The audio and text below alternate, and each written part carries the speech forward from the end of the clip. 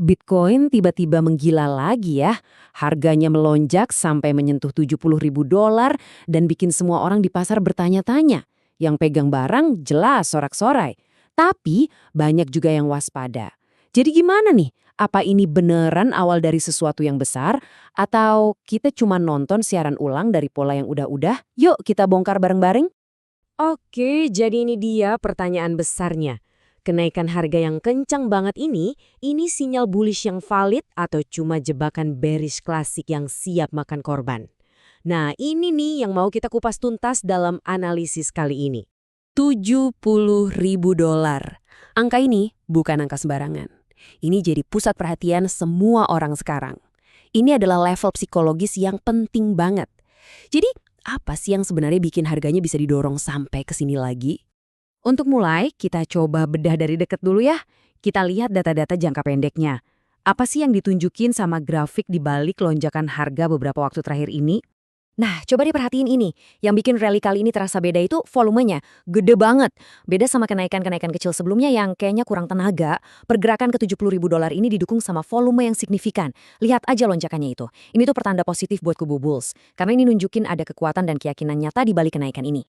Dan bukan cuma volume loh, sentimen pasar juga udah mulai pulih.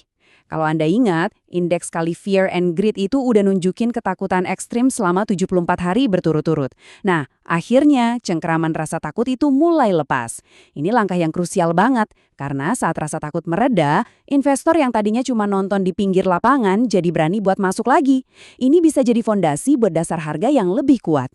Oke, itu tadi data jangka pendeknya. Sekarang, ayo kita coba mundur sedikit dan lihat gambaran yang lebih besar. Soalnya, ada pola dari masa lalu yang kuat banget, yang kayaknya lagi terulang dengan sangat presisi sekarang ini. Konsepnya sebenarnya cukup simpel. Di tahun-tahun pemilu sela atau midterm year di Amerika Serikat, harga Bitcoin itu cenderung punya siklus yang bisa ditebak. Biasanya polanya gini, harga mencapai titik terendah di bulan Februari, terus ada rally singkat, abis itu melemah lagi pas masuk musim semi. Kedengaran familiar kan? Dan tabel ini nunjukin buktinya dengan jelas banget. Coba lihat kemiripannya. Di siklus 2014, 2018, dan sekarang polanya sama persis. Titik terendah awal di awal Februari, ada titik terendah kedua di akhir Februari, terus puncaknya di awal Maret. Rally yang lagi kita alamin sekarang ini rasanya kayak jalan persis ngikutin naskah dari sejarah. Ini bukan kebetulan, ini cerminan dari pola perilaku pasar yang berulang. Tapi, pola sejarah ini kan nggak muncul gitu aja dari ruang hampa. Psikologi investor yang sama yang menggerakkan siklus ini juga sangat dipengaruhi sama apa yang terjadi di dunia. Jadi, mari kita lihat konteks geopolitiknya. Kutipan ini, manusia pada dasarnya tidak pernah berubah. Itu jadi inti diskusinya. Teknologinya boleh ganti, asetnya bisa jadi Bitcoin, tapi perilaku manusia, rasa takut dan serakah waktu menghadapi krisis, itu-itu aja. Cenderung bisa diprediksi. Makanya, kalau kita lihat ke belakang, kita bisa dapat petunjuk soal apa yang mungkin terjadi ke depan. Contoh klasiknya deh, emas lawan perak. Kalau lagi ada ketidakpastian, investor itu secara historis larinya ke emas karena dianggap aset aman atau safe haven. Perak di sisi lain lebih fluktuatif, lebih liar. Ini nunjukin psikologi dasar kita sebagai investor, kita cari aman. Nah pertanyaannya sekarang, investor mulai ngelihat Bitcoin, ini lebih kayak emas atau lebih kayak perak ya? Hal yang sama berlaku buat minyak. Setiap ada konflik geopolitik besar, dari Perang Teluk sampai invasi ke Ukraina, harga minyak pasti melonjak. Dan ini bukan cuma soal harga bensin jadi mahal ya.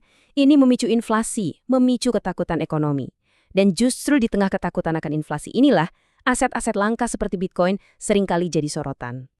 Oke, setelah kita lihat gambaran besarnya, sekarang ayo kita balik lagi fokus ke Bitcoin. Kita lihat level-level harga spesifik yang bakal jadi penentu langkah selanjutnya. Rintangan besar pertama ada di angka $71.000. Dan ini bukan angka sembarangan. Level ini tuh persis titik tengah dari seluruh bull market sebelumnya. Dan udah jadi level resistensi yang kuat banget selama 3 tahun. Kalau sampai bisa tembus, wah itu bakal jadi sebuah pernyataan. Kalaupun Bitcoin berhasil lewatin 71.000, ujian berikutnya ada di zona 79.000 sampai $81.000. Ini adalah ujian yang sangat krusial. Kalau harga bisa nembus dan bertahan di atas zona ini, itu bakal jadi sinyal yang sangat kuat kalau para bull benar-benar udah kembali pegang kendali. Jadi ini dia daftar tugas yang harus dilewati sama para bull. Pertama, harga harus bisa bertahan di atas titik terendah yang baru atau bikin higher log.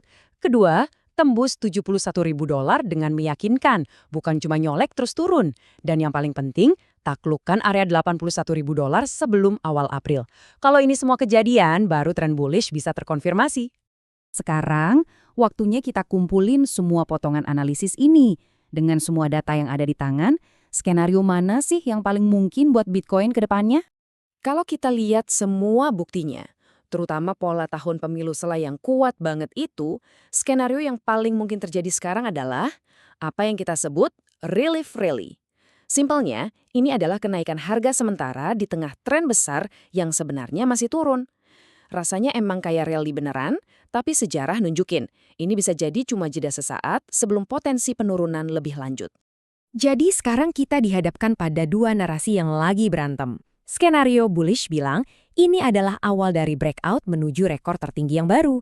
Tapi skenario bearish yang didukung sama gema sejarah berpendapat kalau ini cuma relief rally. Puncaknya akan lebih rendah di bulan Maret sebelum akhirnya berbalik arah lagi di musim semi nanti. Pada akhirnya, pasarlah yang akan memberikan jawabannya. Tapi, dengan kita memahami pola-pola historis, level-level kunci, dan sentimen saat ini, kita bisa menavigasi ketidakpastian ini dengan lebih siap. Nah, pertanyaannya sekarang kembali ke Anda. Di tengah pasar yang penuh dengan gema masa lalu dan ketidakpastian, sinyal mana yang akan jadi pegangan Anda?